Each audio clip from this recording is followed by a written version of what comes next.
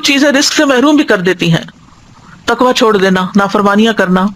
حسن بصری کہتے ہیں اللہ کی قسم باطل میں تمہارے لیے رزق ہے، لیکن تم اپنی غلطیوں اور اعمال کی وجہ سے اس سے محروم کر دیے جاتے ہو. پھر یہ کہ ناشکری رزق کی بربادی کا سبب بنتی ہے. مثلاً ناشکری کیا ہے؟ آپ کھانا دیکھیں کیا پکا ہوا ہے، اوہ، جیسے عام طور پر بچے کرتے ہیں، تو یہ ناشکری ہے. ان کو بھی سمجھانا چاہیے کہ یہ شکر گزاری کے خلاف ہے. پھر اسی طرح گن گن کے نہ رکھا جائے. حضرت اسماء بنت ابی بکر کہتی ہیں کہ رسول اللہ صلی اللہ علیہ وسلم ایک مرتبہ میرے پاس سے گزرے، اس وقت میں کچھ گن رہی تھی اور اسے ناپ رہی تھی.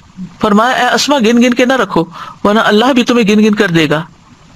کہتی ہے کہ رسول اللہ صلی اللہ علیہ وسلم کے اس ارشاد کے بعد میں نے اپنے پاس سے کچھ جانے والے یا آنے والے کو شمار نہیں کیا. نہیں، کچھ میرے پاس آیا، کتنا مال آیا، کتنا گیا، اس کو میں نے کبھی گنا نہیں. آنے والے روپے پیسے کو مراد ہے. اور جب بھی میرے پاس اللہ کا کوئی رزق ختم ہوا، اللہ عز و جل نے مجھے اس کا بہتر بدل عطا کر دیا. جو خرچ نہ کرے اس کا مال تلف ہوتا ہے. 2 فرشتے صبح صبح دعا کرتے ہیں کہ اللہ خرچ کرنے والے کو اس کا بدلہ عطا کر اور روک رکھنے والے کا مال تلف کر دے. پھر اسی طرح قطع رحمی کرنا، یعنی رشتہ داروں سے میل جول نہ رکھنا، صرف دنیا کا ہم و غم لگانا. جو اپنی فکر آخرت کو بنا لیتا ہے، اللہ تعالیٰ اس کے تمام امور جمع کر دیتا ہے اور اس کے دل کو بے نیاز کر دیتا ہے. لوگوں سے مانگنا.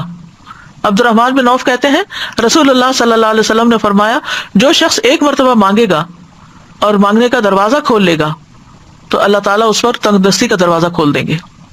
جو ایک مرتبہ مانگنے کا دروازہ کھول لیتا ہے، اللہ اس پر تنگ دستی کا دروازہ کھول دیتے ہیں. اسی طرح جسے شدید ضرورت پڑ گئی اور اس نے لوگوں پہ پیش کر دیا تو اس کی وہ حاجت دور نہ ہوگی، اور جس نے اللہ پہ پیش کیا اللہ تعالیٰ عنقریب اس کو بے پرواہ کر دے گا.